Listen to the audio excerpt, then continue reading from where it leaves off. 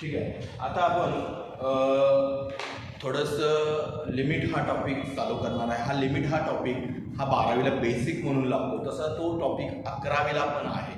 म्हणजे 11वीचा एंड आहे हा टॉपिक आणि 12वीचा स्टार्ट टॉपिक आहे. म्हणजे 11वीच्या एंडचा हा टॉपिक तुम्हाला 12वीला बेसिक म्हणून लागत आहे. त्यामुळे नवीन विद्यार्थ्यांनी लक्षात ठेवायचा हा टॉपिक आपला 12वीला बेस्ट टॉपिक आहे.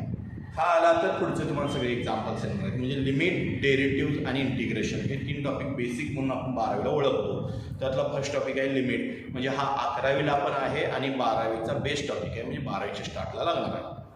तर ठीक आहे. आता लिमिट कसं असतं, मॅथ्स फर्स्टमधला हा टॉपिक आहे 11. लिमिटमध्ये meaning of x tends to a, meaning of x arrow a. पहिल्यांदा ह्या एक्स एरो एचा अर्थ कळाला पाहिजे तुम्हाला. एक्स एरो ए म्हणजे काय?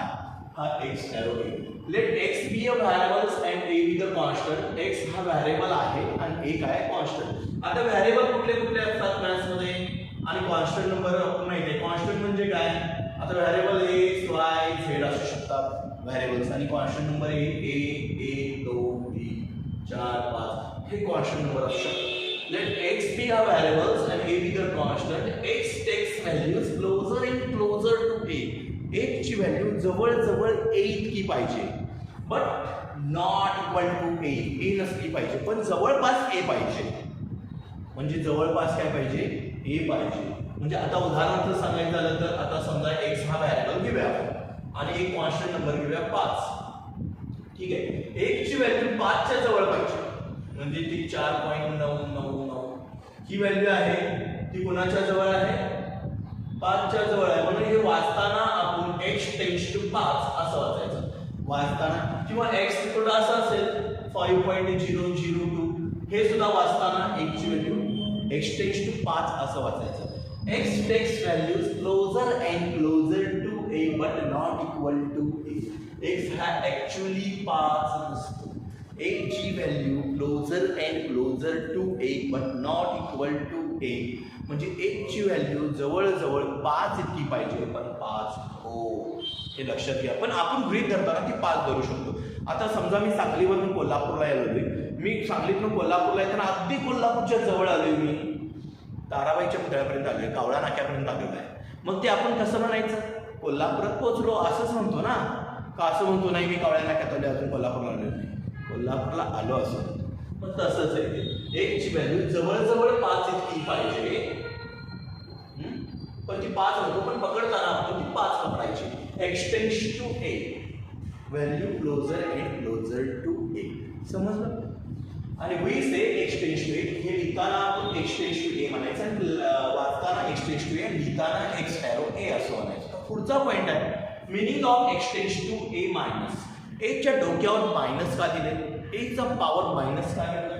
Late x be a variables. नेहमीप्रमाणे एक्स हा व्हॅरिएबल पाहिजे and a B the constants, आणि ए कोण पाहिजे तुम्हाला? कॉन्स्टंट पाहिजे. X takes values less than a, म्हणजे एक्सची व्हॅल्यू ए पेक्षा लहान पाहिजे, कमी पाहिजे, किंवा अप्रॉचेस टू ए. कमी पण इतकी पण कमी नको, ती एच्या जवळ कमी पाहिजे. म्हणजे उदाहरणार्थ हेच आपण तर 2 एक्झाम्पल दिले. त्यातलं एक एक्झाम्पल घेऊया. एक्स बरोबर 4.997. आता ही व्हॅल्यू 5 पेक्षा कमी, पण फार कमी आहे का? नाही. अप्रॉचेस टू ए, मग हे लिहिताना आपण एक्स टेन्स टू 5 च्या डोक्यावर मायनस घ्यायचं, तर थोडीशी कमी आहे. Then we say x tends to left a, तो वाचताना x tends to left 5, x tends to left 5 and right as x tends to a minus. a च्या डोक्यावर मायनस, 5 च्या डोक्यावर मायनस, पण ती 5 पेक्षा कमी पाहिजे. आता meaning of x tends to a plus म्हणजे काय?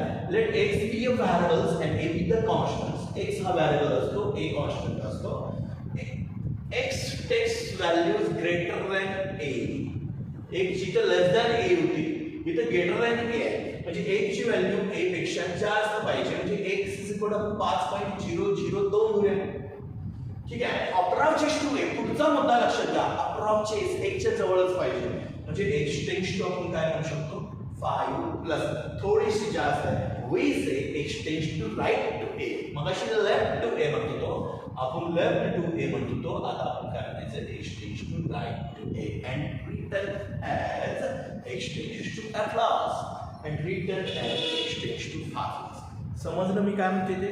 म्हणजे उदाहरणार्थ 5 पेक्षा जर जास्त असेल तर 5 च्या डोक्यावर प्लस आणि 5 पेक्षा जर कमी असेल जर व्हॅल्यू तर ते आपण एक्सटेन्शन ऍक्च्युली फाईव्ह नसते पण गृहीत धरायला काही प्रॉब्लेम नाही. अप्रॉचेस व्हॅल्यू आपण फाईव्ह धरायला काही प्रॉब्लेम नाही. याला म्हणायचं मिनिंग.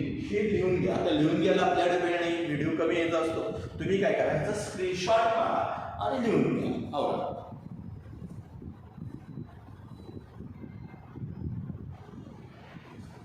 ठीक आहे. आता तुम्ही स्क्रीनशॉट मारला असं मी फील करतो. स्क्रीनशॉट मारून लिहून घ्यायचं किंवा व्हिडिओ पॉज करायचा आणि लिहून घ्यायचं. लिहून घेणं खूप गरजेचं आहे कारण आता जवळजवळ 30 एप्रिलपर्यंत तरी ऑनलाईन लेक्चर असणार आहे, त्यामुळे ते लिहून घेत राहा. ठीक आहे. मला मी वही कुणाची चेक करू शकतो. Next points.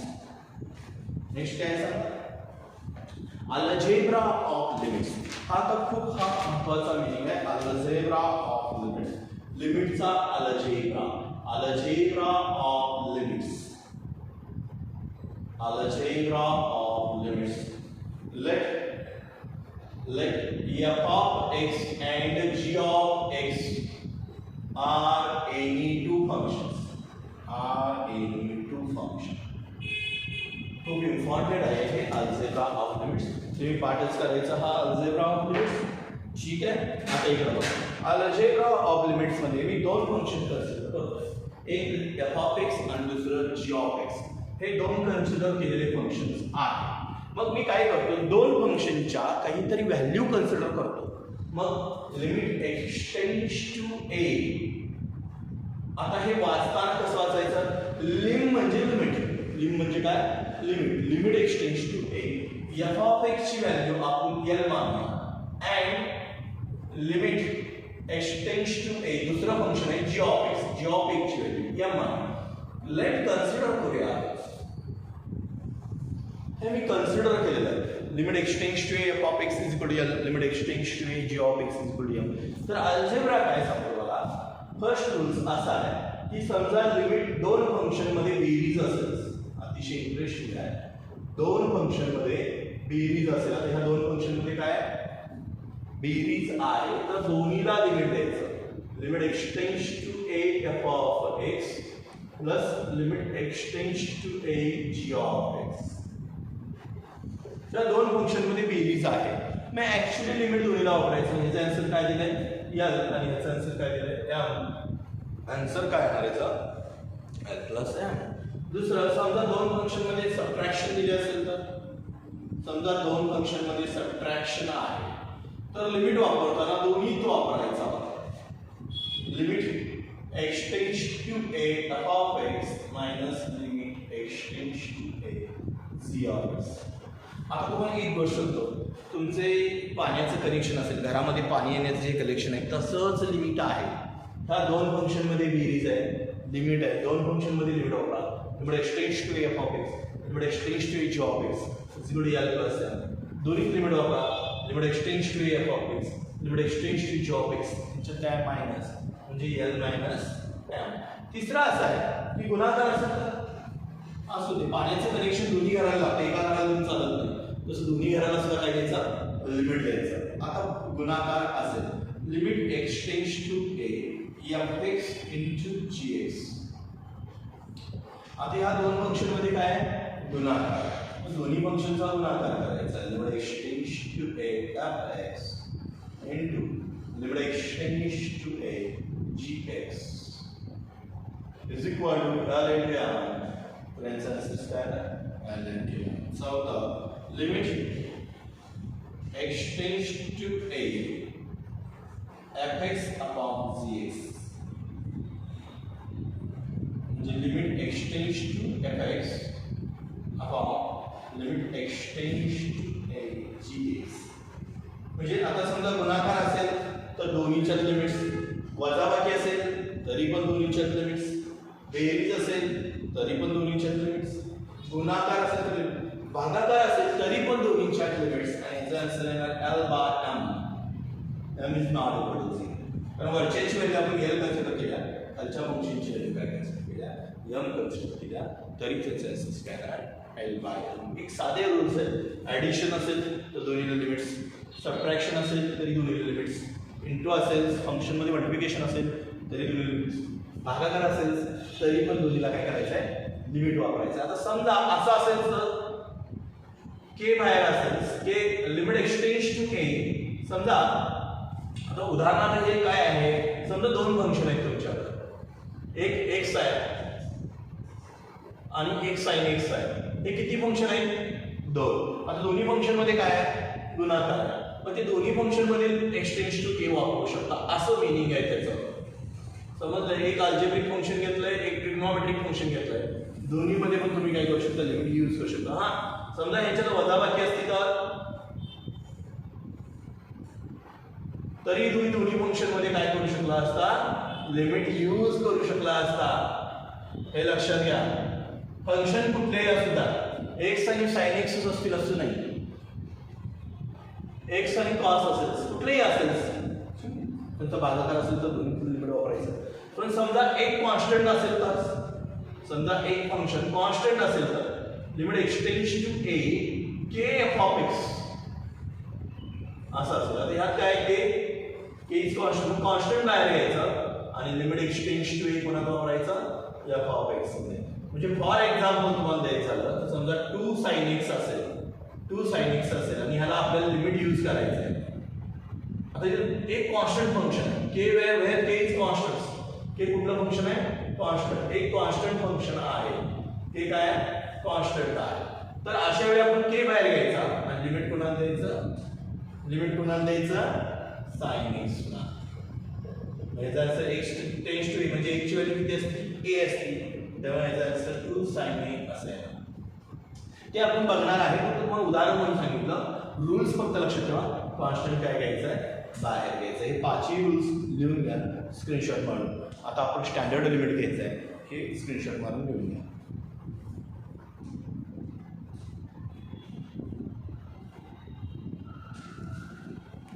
ठीक आहे. पुढचा पॉइंट आहे स्टँडर्ड लिमिट्स. आता हे स्टँडर्ड लिमिट काय आहे, तर लिमिटच्या स्टँडर्ड मध्ये आपण ते यूज करू शकतो, त्याला आपण स्टँडर्ड लिमिट असं म्हणतो.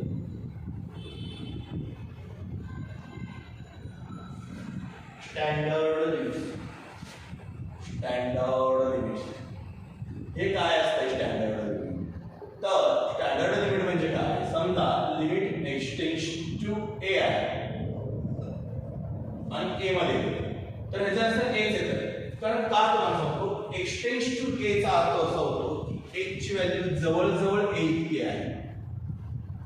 एक ची व्हॅल्यू जवळ ए नाही आहे पण जवळजवळ ए इतकी आहे, म्हणून एकच्या ठिकाणी ए वापरायचं. ते एक्सच नाही आहे रिप्लेस करायला, तर कॉन्स्टंट. उदाहरणार्थ मी असं विचारलं, लिमिट एक्सटेंड्स टू 2 तर ह्याचा आन्सर 2 येणार. कॉन्स्टंट मध्ये लिमिट यूज होत नाही. लक्षात घ्या, ए इज कॉन्स्टंट. मी डेफिनेशन मध्ये सांगितलंय एक्स इज व्हेरिएबल आणि ए विथ कॉन्स्टंट, म्हणजे कॉन्स्टंट मध्ये लिमिट यूज होत नाही. H a. दुसरं मी असं दिलं, limit x tends to a x दिलं. हा, पण एक्सच्या ठिकाणी ए रिप्लेस करू शकतो, त्यामुळे ह्याचं पण आन्सर ए येऊ शकतं. म्हणजे मी असं दिलं, लिमिट एक्सटेंड्स टू 2, एक्सची व्हॅल्यू जवळजवळ 2 आहे, एक्स दिलं, तर एक्सच्या ठिकाणी आपण 2 रिप्लेस करून आन्सर 2 काढू शकतो. एक्सच्या ठिकाणी एक्स रिप्लेस करू शकत नाही. ॲरोचं साइन बघा, एक्स ॲरो ए आहे, एक्सटेंड्स टू ए आहे, म्हणून एक्स ॲरो ए येणार. Limit x tends to a x. आता एक्स ॲरो ए आहे, एक्सची व्हॅल्यू जवळजवळ ए इतकी आहे, एक्सच्या ठिकाणी ए वापरतो, काय येणार आन्सर ए येणार. तिसरं लिहून घ्या. उदाहरणार्थ आणखी तुम्हाला सांगतो, limit x tends to a x square असेल तर आन्सर काय येणार, ए स्क्वेअर. तर मिनिंग काय होतं, लिमिट एक्सटेंड्स टू ए एक्सच्या ठिकाणी ए वापरा, एक्सच्या ठिकाणी ए वापरा, एक्स स्क्वेअरचं काय येणार, ए स्क्वेअर. चालतं. लिमिट एक्सटेंड्स टू साइन ए काय येणार, ट्रिग्नोमेट्रिक आहे थोडंसं, ट्रिग्नोमेट्रिक साइन ए, एक्सच्या ठिकाणी ए वापरा, एक्सच्या ठिकाणी ए वापरा, साइन ए, साइन एच आहे, साइन ए काय ना, साइन एच आहे ना. बघा, साइन ए काय ना, साइन एच आहे ना, त्यात काही चेंज होत. पण जर असं असं तर limit x tends to a sine x, हा, तर मात्र एकच्या ठिकाणी आपण काय करू शकतो, ए रिप्लेस करू शकतो. म्हणजे मुळात जर कॉन्स्टंट असेल तर चेंज होत नाही. ए कॉन्स्टंट आहे, एच साइन ए कॉन्स्टंट आहे, साइन ए, पण एक्सचे काय होतं, ए होतं. त्याला म्हणायचं आपण स्टँडर्ड लिमिट. लिहून घ्या. आता एक्सरसाइज मी स्टार्ट करतो, हे लिहून घ्या.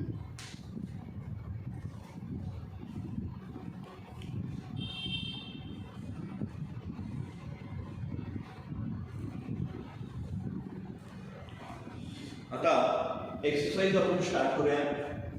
Exercise 7.1 direct methods.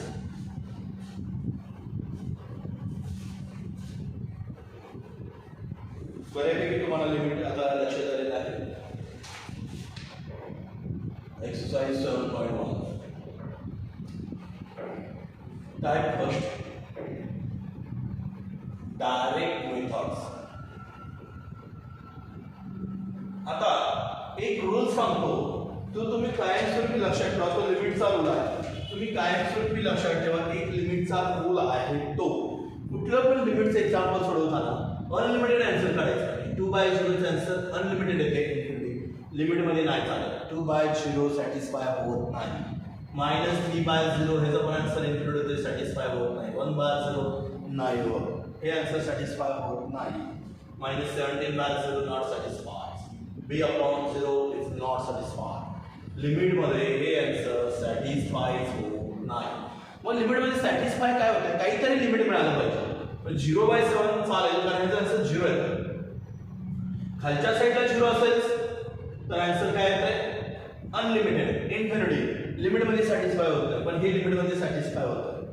0/15 चालेल, 0 येतं. पण 15/0 सॅटिस्फाय होत नाही. म्हणजे एक गोष्ट लक्षात ठेवायची की आपण खालच्या साईडला काय व्हॅल्यू येऊन द्यायची नाही, 0 येऊन द्यायची नाही. मग बाकीचं आन्सर किती करणार? 7/4 चालेल, फक्त खाली 0 येऊन द्यायचं नाही. -8/3 चालेल, फक्त खाली 0, डिनॉमिनेटरला 0 येऊन द्यायचं नाही. असा रूल्स आहे. लिहून घ्या. First direct method. Example number 1. तुमचं एक्झाम्पल नंबर 1 आपण स्टार्ट करूया. Exercise 7.1 limit x tends to a x² + a² upon x + a. Limit x tends to a x² + a² upon x + a. आपला रूल काय आहे? Denominator not containing 0. डिनॉमिनेटरला 0 येऊन द्यायचं नाही. आता मी इथे x च्या ठिकाणीच a रिप्लेस करू शकतो. a च्या ठिकाणी x रिप्लेस करू शकत नाही स्टँडर्ड लिमिटर मध्ये. म्हणजे जर इथे a वापरलं तर a + a काय ना 2a. म्हणजे मी काय करू शकतो? यात लिमिट वापरू शकतो. Limit x tends to a x² + a² upon limit x tends to a x + a. Solution. आता सोल्यूशन दिलं. given limit x tends to a x² + a² upon x + a. दोन्हीच्या भागाकार आहे, डिव्हिजन आहे. आपण लिमिट दोन्ही साईडला यूज करू शकतो. Limit x tends to a x² + a². Limit x tends to a x + a. आपण अल्जेब्रामध्ये काय सांगितले? लिमिट दोन्ही साईडला वापरू शकतो. लिमिट म्हणजे पाण्याचं कनेक्शन आहे, पिण्याचं पाण्याचं कनेक्शन आहे. प्रत्येक घराला मिळालं पाहिजे. मग इथं आपला अपार्टमेंट आहे, वरची घर वेगळी आहेत, खालची घर वेगळी आहेत. दोन्हीलाही काय मिळालं पाहिजे? पाण्याचं कनेक्शन मिळालं पाहिजे. दोन्हीलाही लिमिट वापरलं पाहिजे. आता या दोन्ही घरात पण वापरू शकता किंवा डायरेक्ट घेऊ शकता. आता दोन्ही घरात वापरायचं असेल तर वापरू शकता. लिमिट एक्सटेंड्स टू वर आणि 2 घर आहेत. ओके,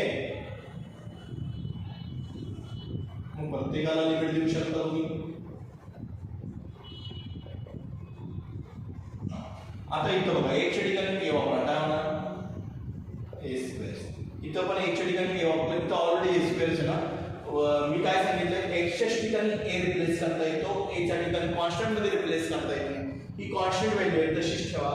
इथं पण x च्या ठिकाणी a रिप्लेस करता येतो, ही कॉन्स्टंट व्हॅल्यू आहे, तशीच ठेवायची. म्हणजे x च्या ठिकाणी a वापरता येते, बट याच्या ठिकाणी x वापरता येत नाही कारण एक्सटेंड्स टू a. मग काय आन्सर? a² आणि a². 2a² बाय a आणि a किती आलं? 2a. 2 cancels. a² by a is equal to 1 by भाग जातो. आन्सर काय आहे? a. तुमचं आन्सर असं नसलं पाहिजे. a/1 चालेल, लिमिट सॅटिस्फाय. खालच्या साईडला 1 चालेल, पण ते 0 नको. हे तुमचं काय ते फायनल आन्सर. तुम्ही इथे डायरेक्ट ही स्टेप सुद्धा तुम्ही कट करू शकता. डायरेक्ट एक्सच्या ठिकाणी a वापरा. a² + a² a + a मोडला चालेल. फक्त ही स्टेप तुम्ही लिहू पण शकता आणि कट करू पण शकता. लिहून घ्या एक्झाम्पल पहिला. याचा आन्सर लिमिट कसा यूज करायचा हे मी तुम्हाला सांगितलेलं आहे. लिहून घ्या, स्क्रीनशॉट मारून लिहून घ्या. Okay, next examples.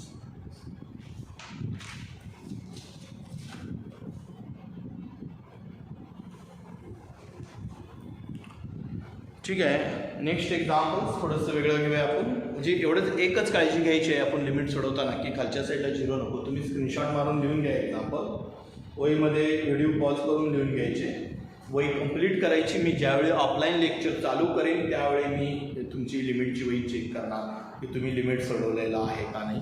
मला दररोज प्रेझेंटी टाकायचे तुम्ही व्हॉट्सअपवर, हे लक्षात घ्या. Next example exercise 7.1. पहिलं example number 2. Exercise 7.1 example number 2. Limit z tends to -3 root z plus 6 upon z. Solution. आता आपला उद्देश हे काय आहे की डिनॉमिनेटरला 0 यायचा, डिनॉमिनेटरला 0 येऊन द्यायचा नाही. मग जर आपण आता इथे दोन साईड आहेत, तसं म्हणलं तर लिमिट z टेंड्स टू -3 आहे. असू दे, एकदम सोपं आहे लिमिट. दोन्ही साईडला लिमिट वापरा. Limit z tends to -3 root z plus 6 upon limit z tends to -3 limit z tends to -3. चला पहिल्यांदा z च्या ठिकाणी -3 वापरा. then -3 plus 6 upon -3 6 -3 root 3 by -3 then root 3 -3 चे दोन भाग होणार root 3 into root 3. ओके, इकडे आन्सर होईल इज इक्वल टू root 3 -3 चे दोन भाग होणार. -3 चे काय भाग होणार root 3 into root 3 1 root 3 cancel then -1 by root 3 हे आन्सर करण्याचं आहे. Limit z tends to -3 root z plus 6 by z. म्हणजे काय करायचंय तुम्ही z च्या ठिकाणी -3 यूज करा कारण डिनॉमिनेटर 0 येत नाही. आपला एकच उद्देश आहे की डिनॉमिनेटरला 0 आणायचं नाही. काही केलं तर हे आन्सर रॉंग होत आहे. डिनॉमिनेटरला 0 आणायचं नाही. मग येतच नाही, डायरेक्ट यूज केलं तर डिनॉमिनेटरला 0 येत नाही. म्हणून याला डायरेक्ट मेथड असं म्हणायचं. डायरेक्ट यूज केलं तर डिनॉमिनेटर 0 येत नाही, म्हणून याला आपण काय म्हणतो डायरेक्ट मेथड असं म्हणतो. ठीक आहे. तुम्ही एखादं होमवर्कला सोडून बघा. हे एक्झाम्पल्स होमवर्क एक देतो, मला सोडून दाखवायचं, व्हॉट्सअपवर टाकायचं. Limit x tends to a. ठीक आहे. Limit x tends to a root x plus root a upon x plus a. हे होमवर्क करा. साधारण ह्यांचा आन्सर काय येणार root a 2 root a divide by 2a 1 by root a answer येत आहे. तुम्ही होमवर्कला सोडून बघा.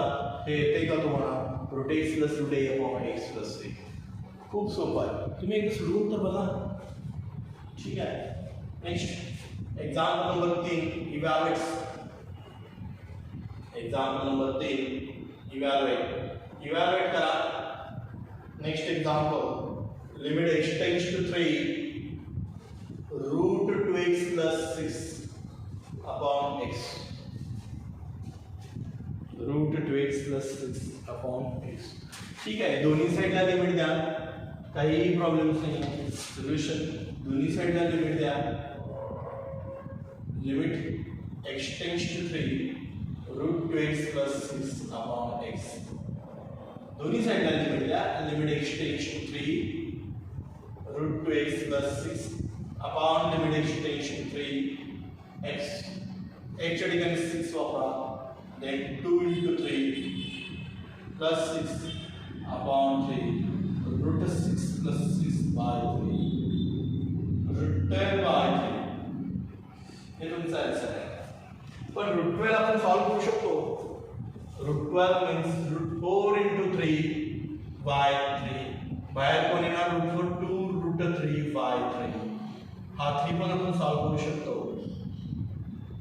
रूट 3 into रूट 3 स्प्लिट केला. Root 3 into root 3 cancels. Answers काय ना 2 रूट 3. हे कोणाचा आन्सर येणार 2 root 3. Then limit x tends to 3 root 2x plus 6 upon x. Exercise मधलाच क्वेश्चन आहे. क्वेश्चन 2 मधला एक्झाम्पल आहे. मला वाटतं क्वेश्चन 2 मध्ये पहिलंच एक्झाम्पल आहे. हे लिहून घ्या. क्वेश्चन 2 मधलं पहिलंच आहे. डायरेक्ट मेथड म्हणजे काय की ह्याच्यात आपण लिमिट डायरेक्ट यूज करू शकतो. कारण काय यूज करू शकतो की मला डिनॉमिनेटरला कोण नको आहे 0 आन्सर येत नाही. म्हणून ह्या एक्झाम्पल मध्ये आपण डायरेक्ट काय करू शकतो यूज करू शकतो. नेक्स्ट